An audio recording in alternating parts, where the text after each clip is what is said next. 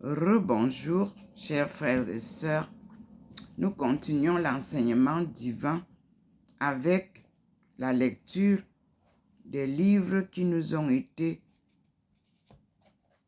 proposés durant la première partie des apparitions de ce matin, les apparitions divines, où le Seigneur nous montre les manifestations de la lumière divine étalées et non plus en forme de soleil.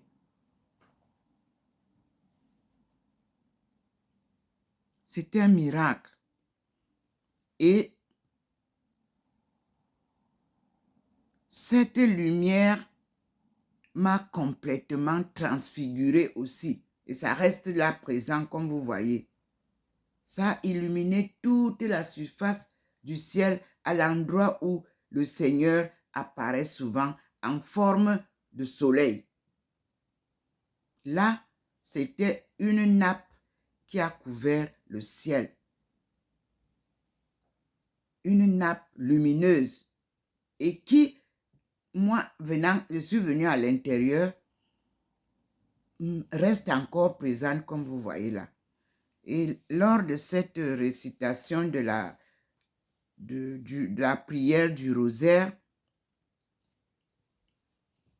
prière préférée de Jean-Paul II, qui est le rosaire que nous récitons dans toutes les églises catholiques, mais qu'il a ajouté pour nous éliminer, pour nous éclairer des analyses, des conseils à méditer pour le 21e siècle, pour notre prise de conscience. Donc, nous allons maintenant partir à la lecture de ce que nous avons eu comme choix de lecture par le Seigneur. On appelle ça inspiration. Moi, je ne sais pas lire la Bible. J'apprends avec le Seigneur. Donc, il nous a montré pour l'annonciation, parce que Maman Marie nous accompagne. Donc, le Seigneur nous prend pas à pas avec la marche de Maman Marie. Premièrement, l'annonciation. Et nous avons vu dans le livre de cette compilation comment Marie a eu l'annonciation. Donc, nous allons voir où est-ce que on nous amène pour comprendre que l'annonciation a été faite à l'Ancien Testament et non au Nouveau Testament. Comme j'expliquais, l'Ancien Testament est la composition des 5 livres de la Torah. Livres écrits par Moïse, dit-on. Mais là, dans les 5 les livres de la Torah, nous avons les livres inspirés. Nous avons les prophètes. Nous avons les livres historiques. Mais nous devons faire la part des choses et Dieu vient nous aider.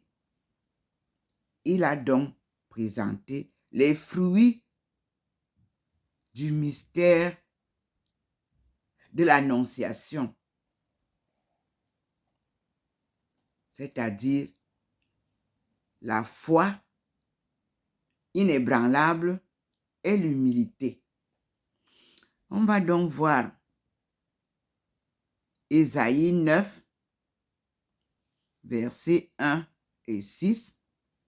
Nous verrons Ésaïe 11, versets 1 à 9.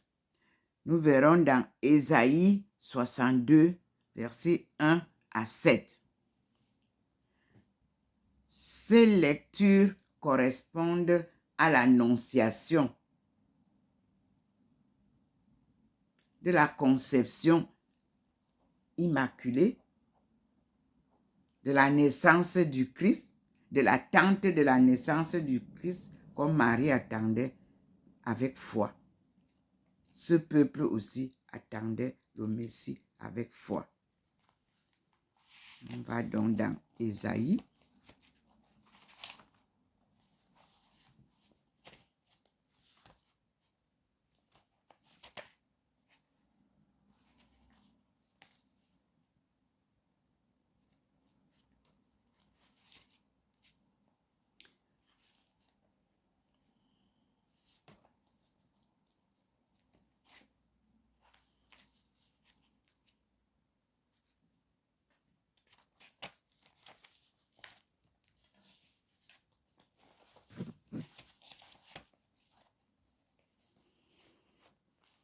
Et nous sommes appelés à lire Ésaïe 9.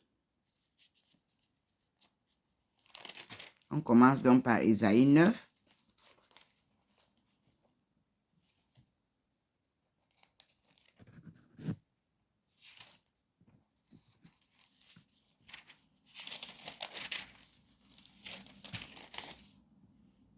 Et que nous dit Ésaïe 9? L'introduction de la lecture d'Ésaïe 9 est la suivante.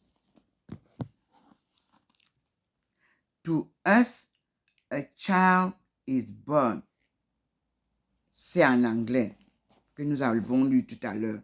Voyons donc maintenant dans Crampon. Vous savez que nous travaillons avec, comme je l'ai dit, le livre de la traduction de Crampon. Vous vous souvenez, Crampon nous a fait, et donc il va nous présenter le livre d'Ésaïe. Et le livre d'Ésaïe fait partie des livres des prophètes. Retenez cela.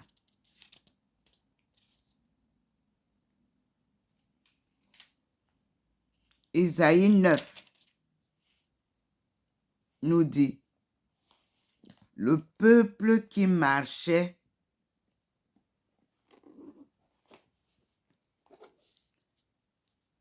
dans les ténèbres a vu une grande lumière. Et sur les habitants du sombre pays, une lumière a resplendi. Tu as accru le peuple, accordé une grande joie. On se réjouit devant toi comme on se réjouit à la moisson, comme on jubile au partage du butin.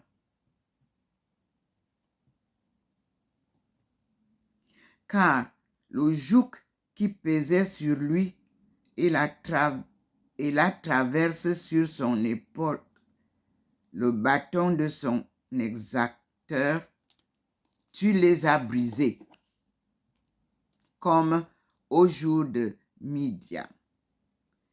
Car toutes les chaussures bruyantes de guerre et tout manteau roulé dans le sang sont livrés à l'incendie, en pâture au feu.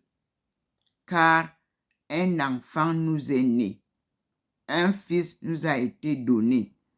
Il a reçu l'empire sur les épaules et on lui a donné pour nom conseiller merveilleux, Dieu fort, Père à jamais, Prince de la paix.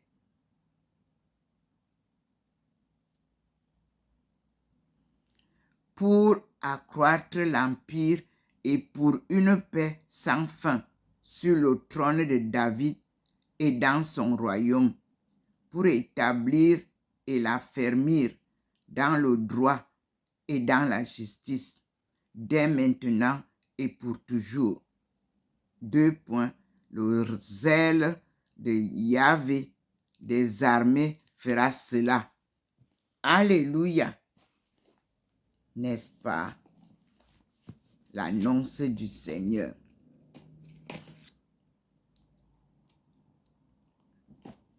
ses promesses sont toujours réalisées. Donc, nous avons la lecture de Ésaïe 9,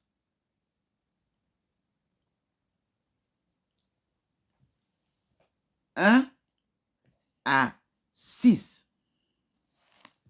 Puis, nous passons maintenant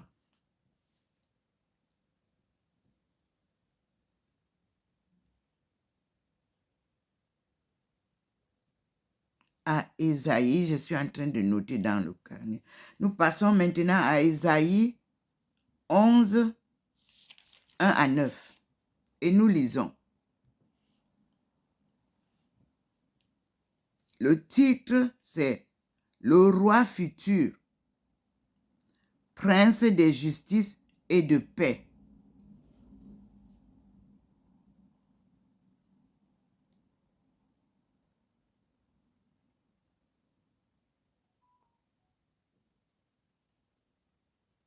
Et je lis.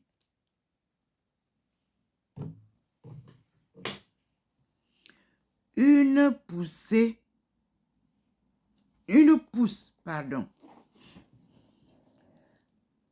pousse sortira du tronc de Njess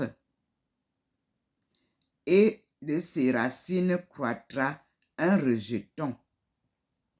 Sur lui reposera l'esprit de Yahvé, esprit de sagesse et d'intelligence.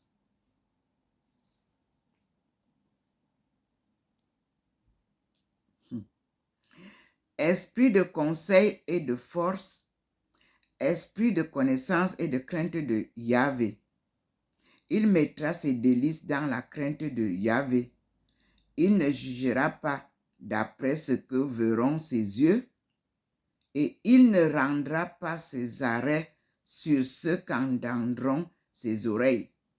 Il jugera les petits avec justice. Il rendra des arrêts équitables pour les humbles de la terre. Il frappera la terre de la verge de sa bouche et du souffle de ses lèvres. Il tuera le méchant. La justice sera la ceinture de ses flancs et la fidélité sera la ceinture de ses reins. Le loup habitera avec l'agneau. La panthère gîtera avec le chevreau. Veau, lion et bête à l'engrais seront ensemble, et un jeune enfant les conduira. La vache et l'ours paîtront ensemble. Leurs petits gîteront ensemble, et le lion, comme le bœuf, mangera du fourrage. Le nourrisson jouera sur le trou de la vipère, et dans les repères du basilic, l'enfant à peine sevré mettra sa main. On ne verra pas de mal ni de corruption sur toute ma montagne sainte, car le pays sera rempli de la connaissance de Yahvé, comme le fond des mers par les eaux qui le couvrent. C'est le livre d'Isaïe 9. Le livre d'Isaïe 11, verset 1. Non, oui, verset 1 à 9. Et nous passons maintenant à la lecture suivante. Ésaïe 62, verset 1, 7 à 7. Nous sommes Ésaïe 62.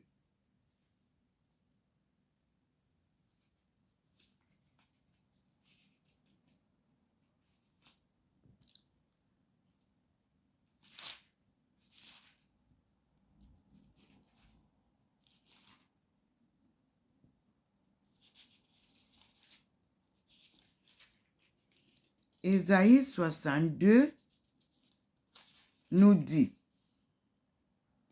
le titre, c'est le salut magnifique de Zion, de Sion.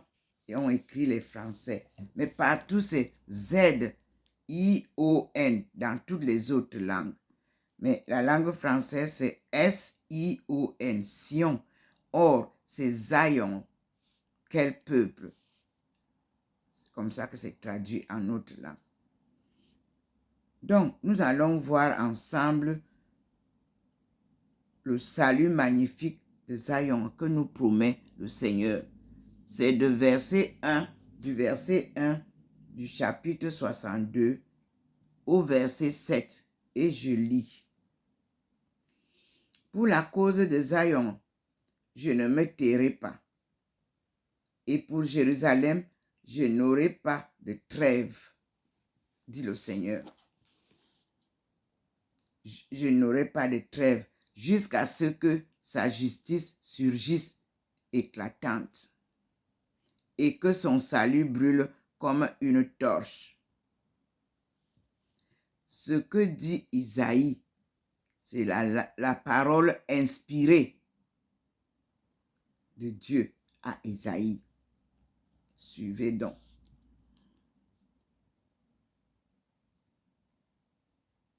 Les nations verront ta justice et tous les rois ta gloire.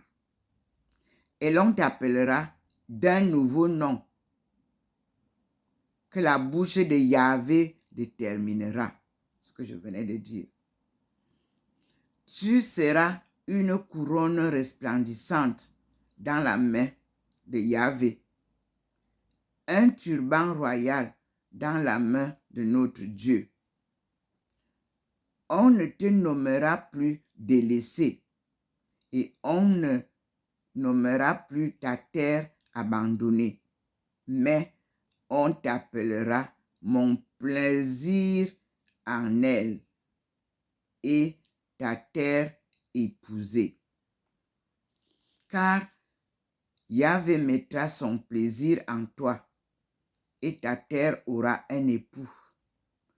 Car comme un jeune homme épouse une vierge, ton constructeur t'épousera. Et comme la fiancée fait la joie du fiancé, ainsi tu seras la joie de ton Dieu. Sur tes remparts, Jérusalem, j'ai placé des gardiens. Jamais, ni jour ni nuit, ils ne se tairont. Ô vous qui rappelez à Yahvé ses promesses, ne vous accordez pas de trêve et ne lui laissez pas de trêve jusqu'à ce qu'il restaure Jérusalem et qu'il fasse d'elle la gloire de la terre. Alléluia.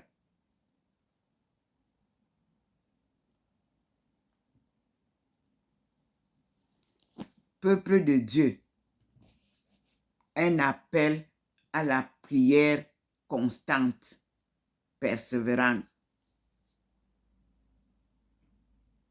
du peuple de Dieu, jusqu'à ce que nous soyons libres totalement et que nous retrouvions notre souveraineté. Ce sont les fruits du mystère de la foi et de l'humilité que le Seigneur nous fait découvrir dans ces lectures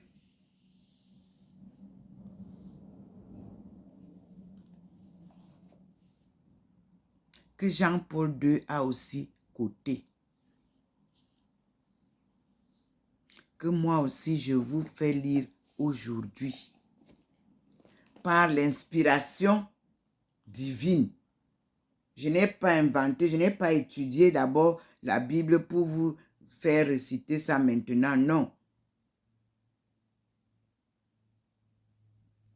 C'est à l'apparition d'aujourd'hui.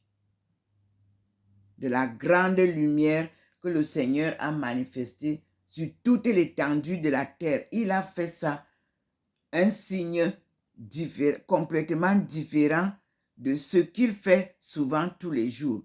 Parce que tous les jours, il m'apparaît au fond de la lumière du soleil.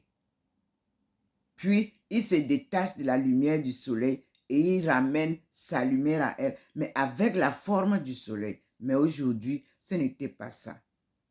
Aujourd'hui, il a étalé sa lumière sur une surface qu'il m'a montrée au ciel, complètement blanchâtre. Et la même lueur là qu'il a montrée, c'est elle qui continue à être ici présente avec moi pendant toute l'étude que je suis en train de lire pour nous, pour qu'on comprenne. Et nous avons à lire maintenant, selon toujours cette étude,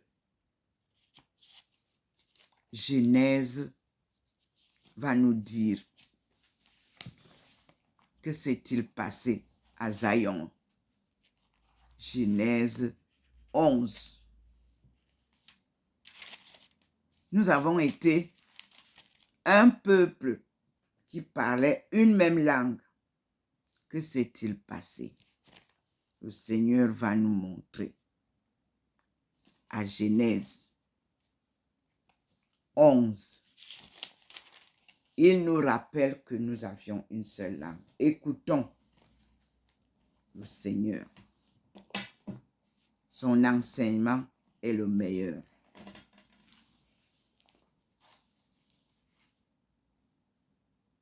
On appelle la tour de Babel.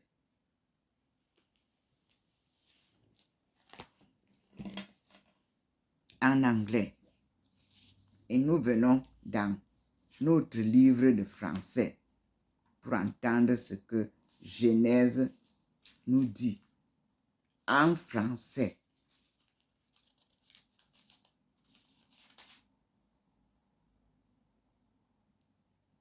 Genèse nous dit, le titre c'est La dispersion, Babel. On va donc lire.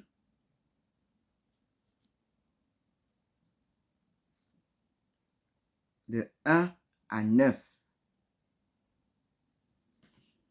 Toute la terre n'avait qu'une langue, avec les mêmes mots. Noma, disant à l'Orient. Ils trouvèrent une plaine au pays de Shinar. Donc, rien qu'ici, on voit déjà que nous sommes partis vers la Chine. L'Orient. De l'Orient, ils trouvèrent une plaine au pays de Shinéar. Nous allons voir Shinéar.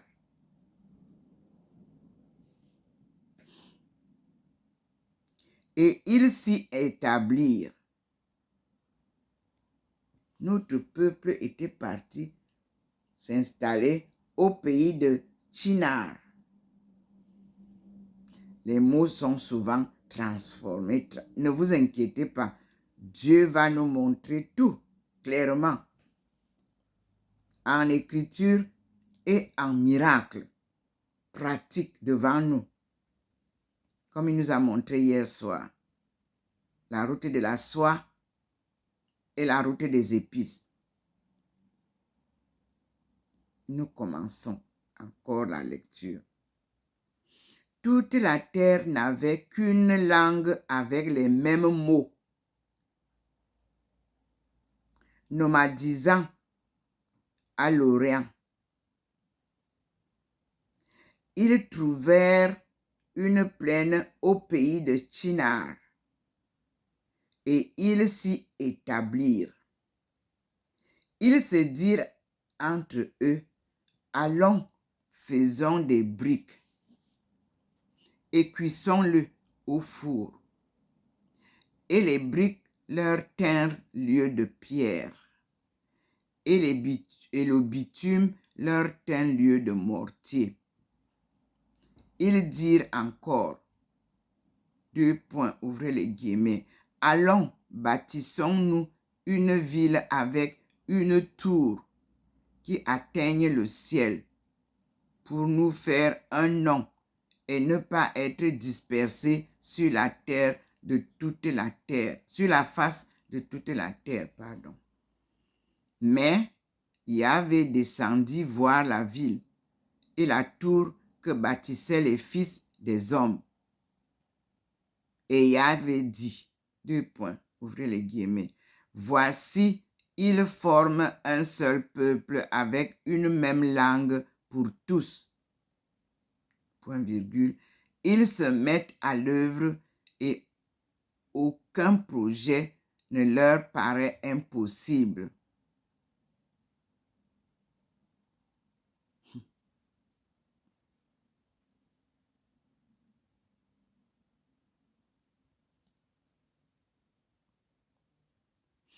Allons, descendons, là même, brouillons leur langue, de sorte qu'ils n'entendent plus le langage les uns des autres. Fermez le guillemets.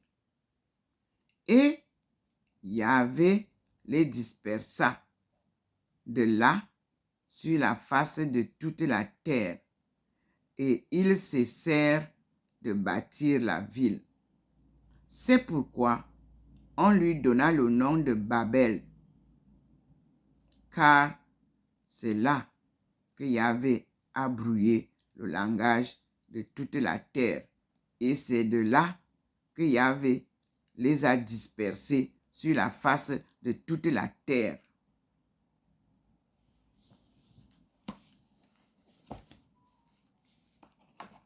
Nous avions, frères et sœurs, une même langue. Et le Seigneur, en Chine, est venu me dire, c'est cette langue du début qui sera aussi celle de la fin pour rassembler son peuple. C'était dans un petit train, parce que les compartiments étaient petits, mais c'était un grand train. Et en rêve-vision, cette même lumière qui m'illumine aujourd'hui m'a illuminé du ciel. Le ciel s'est ouvert et les pictogrammes que voici, qui sont les écritures de nos aïeux et ancêtres, ont commencé à tomber. Ces images-là, une à une. Mais je ne savais pas de quoi il était question, mais je voyais les formes. Ça tombait, ça ne se ressemblait pas, ça se ressemblait. Puis, il m'a dit que c'est cette langue qui est l'alpha et l'oméga. Moi, je me suis mise en Chine à publier, à chercher, à en parler avec les chercheurs et autres. Et Dieu merci, je disais que ce sont les écritures de l'ancien hébreu, de la Torah. Aux États-Unis, cette écriture est encore réservée dans les archives. Et les gens font des études avec cette écriture, mais que nous n'avons pas. Et voici l'écriture que Jeff A. Benner, lorsque j'ai publié, m'a envoyé d'abord cette partie.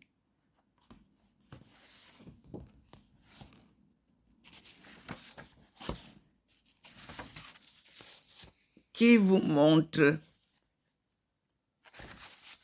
comment est ça. Il m'avait d'abord envoyé ça. Ancien hébreu alphabet. Pour voir si je reconnais. J'ai dit oui. Le early là. Le premier. C'est notre écriture. Je ne connais pas le deuxième. C'est-à-dire le moderne là. Et les noms. Et les images. Et le meaning, c'est-à-dire l'explication, je ne pouvais pas lui dire oui, je connais, parce que je n'avais pas encore lu. Donc, comment j'ai fait pour reconnaître cette écriture que le Seigneur m'a envoyée et que Jeff m'a envoyée? C'est que quand je faisais la terminale, mon père était venu chez moi et on préparait la discipline, on préparait l'examen de la sténographie avec mon amie, peu à son âme, Madame Ngwat. Toutes les deux, on s'appelait Thérèse. Donc, nous on s'appelait seulement Mbombo. Mon père est venu, il nous a trouvés, nous étions en train de faire la répétition parce que l'écriture des pictogrammes ou que vous avez appelé maintenant aujourd'hui la sténographie, c'est de là que viennent les signes de la sténographie et l'écriture de la sténographie. On en parlera plus tard. J'ai fait une étude dessus. Et papa me dit, mais ça, ce sont nos écritures. Bikambi. J'écoutais attentivement papa. Et il dit, donc, tu m'y n'y a le bikam. Mininga tibi kan John mi hati tibi bougi. Que vous n'avez pas besoin de tibi l'omdi. Vraiment, on revient à la source. Papa, c'est tu.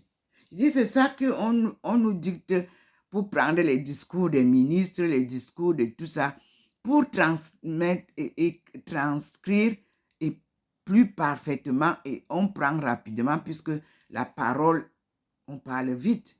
On ne peut pas écrire tout ce que quelqu'un dit en lettres. Il me dit, c'est ça qu'on écrivait avant.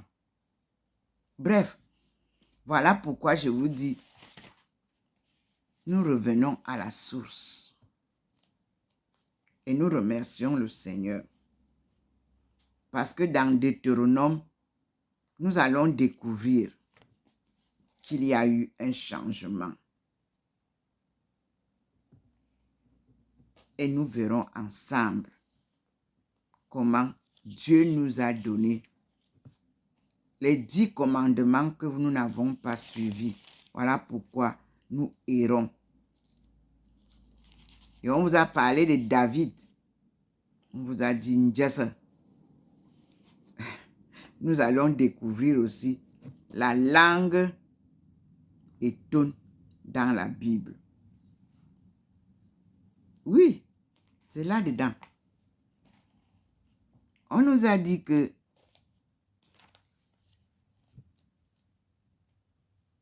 dans la Bible, une main invisible a écrit sur le mur lors du banquet du roi. On nous a aussi dit que Dieu a dit à Moïse, qui s'appelle Mene. Je suis, c'est lui qui suit. Et dans ces histoires-là, de la Bible, des prophéties-là, de la Torah, il nous a été aussi compté que lors du banquet, Dieu a écrit avec sa main invisible sur le mur. Et il fallait trouver quelqu'un pour lire ça. Et Daniel qui était avec ses deux compatriotes, comme nous a raconté là dans la fosse, c'est ce Daniel-là qui va venir traduire au roi l'écriture divine sur le mur. Alors, vous allez découvrir maintenant la langue étonne. Je prends une vidéo différente.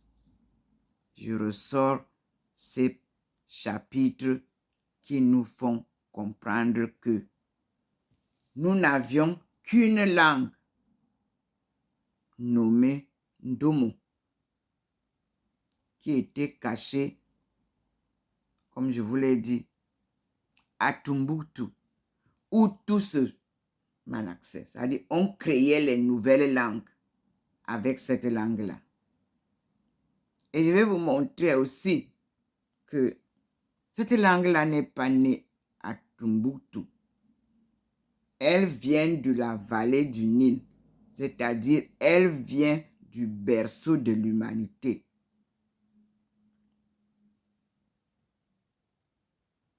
Nos braves hommes déportés, on les prenait avec tout, parce que ce n'était pas n'importe qui qu'on déportait. C'était des princes et des princesses, doués de toutes les sagesses des patriarches. Merci Seigneur. Nous passons donc à cette écriture qui nous montre que nous sommes une et une seule famille en Afrique subsaharienne. C'est la leçon du Seigneur. Nous sommes un peuple avec un héritage commun. Chine, Afrique, nous sommes un seul peuple. Et vous allez découvrir. Vous venez d'entendre, là, on dit que nous avons traversé, ils sont partis à Shinar. On va tout voir avec l'Ancien Testament que vous ne lisez pas. Vous êtes en train de lire ce qui est la copie de l'Ancien Testament. Vous voyez comment je viens de vous montrer l'annonciation de la conception immaculée et de la naissance de Jésus, qu'on attend le Messie. On parle de ça dans l'Ancienne Alliance, c'est-à-dire l'Ancien Testament. Et Isaïe est le plus grand prophète dans la Bible et dans l'Ancien Testament. Même Jésus s'est référé à Isaïe. Et moi, je ne me réfère pas à Isaïe comme ça par moi-même. C'est en Chine, le 25 mai 1995, que le Seigneur m'a donné ces informations, ces enseignements des livres des prophètes, où je devais retrouver ma personnalité à partir d'Isaïe. C'est pour que je puisse comprendre les 4 autres prophètes compléteront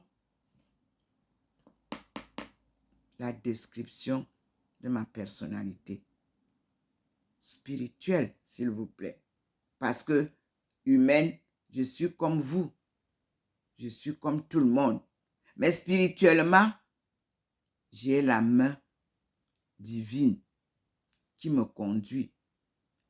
Et je suis, comme vous voyez, transfiguré par la lumière divine, qui est la présence de Dieu. Quand cette présence de Dieu vous enveloppe, vous n'êtes plus seulement humain. Vous n'avez plus seulement l'aspect humain. Vous êtes complet. Vous avez gardé votre image selon la création divine. Vous avez la foi en Dieu. Et il vous conduit. Et vous obéissez sans embâche. Donc, nous fermons cette petite publication et nous passons à la suite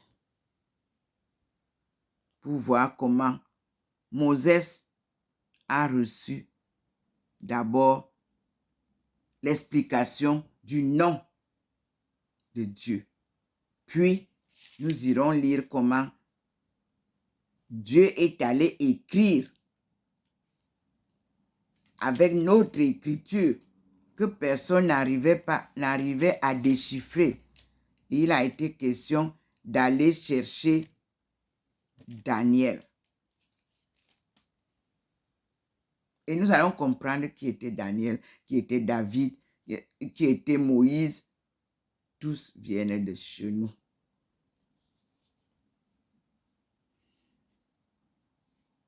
Merci Seigneur.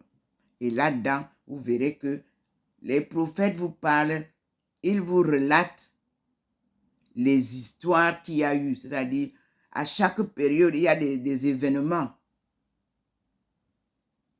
Il faut noter ces événements. C'est votre période. Et quand ces événements sont notés, ça suivra pour aller faire savoir aux générations futures ce que vous avez vécu. Et vous devenez le passé. Et eux, ils deviennent le présent. Merci Seigneur. Nous continuons et nous remercions le Seigneur pour l'enseignement tout à l'heure. Personne ne demandera plus, mais pourquoi Madame Domo parle d'une langue unique? Voilà, c'est dans votre Bible. Si vous aviez étudié l'Ancien Testament, beaucoup d'étudiants seraient en train de chercher à comprendre quelle était cette langue, où est-elle passée, quels sont ceux qui continuent à la parler, puisque moi je la parle, les Mandingues du Mali la parlent, aux États-Unis, elle est parlée, puisque elle est écrite là. C'est moi qui ai contacté ceux qui sont au Canada, qui vous ont créé la Bible est saine. C'est moi qui ai appelé le monsieur qui est parti ouvrir là-bas. Vous pouvez lui demander. En 2015, je lui ai dit. Je lui ai donné les notions là d'où il pouvait puiser, au Gabon. Puis, la Bible que vous lisez, qui s'appelle la Bible est saine, est celle que Jésus lisait. Elle ne s'appelle pas Bible est saine. Enlevez N et vous mettez scellé. Et saine, enlevez N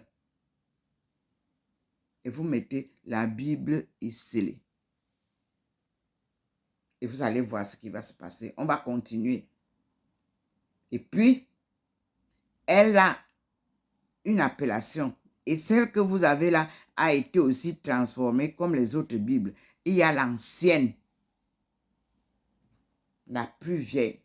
J'avais demandé à acheter, elle me coûtait 90 €, quelque chose comme ça. Le Seigneur a dit non, tu n'achètes pas. Je vais te l'offrir. Et j'attends toujours. Il y aura un jour où tu recevras la Bible de ta tribu. Merci Seigneur. Tes promesses sont toujours meilleures. Parce que quand vous voyez la Bia, les petits signes que j'avais publiés, que j'ai retrouvés chez les pères de Saint-Esprit, c'est ça que nos aïeux utilisaient.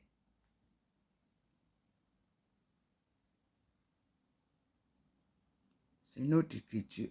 Donc, on nous divise, on nous oppose aux vieillards qui devraient nous donner ces choses-là et nous en parler.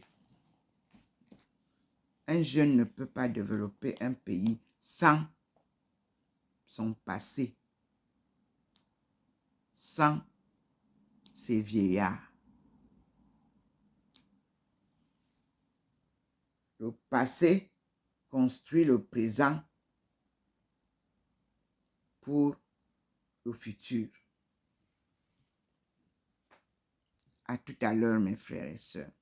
Comme je vous l'ai dit tout à l'heure, je suis docteur Ndomo Melingi Thérèse et je poursuis une mission sacrée d'un appel divin que j'ai reçu du sein de ma mère. Parce que ma naissance, même en famille,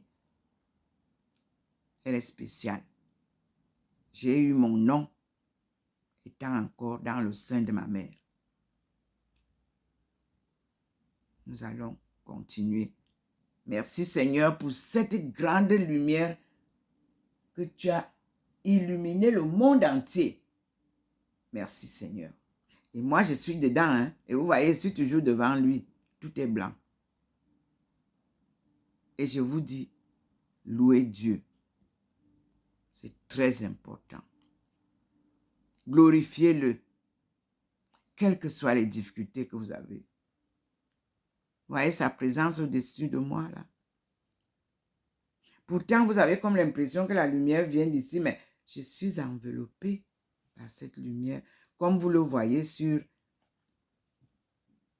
mes profils Facebook et YouTube.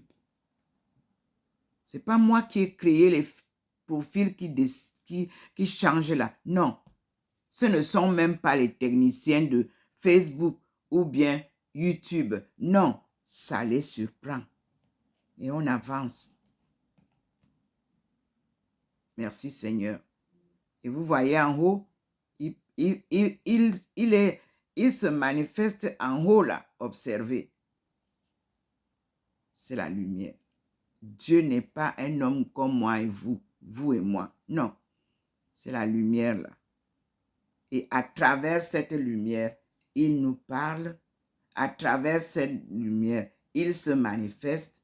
À travers cette lumière, il contrôle le cours du monde entier et du ciel. Il est le Dieu omniprésent, omniscient et miséricordieux. À tout à l'heure, mes frères et sœurs.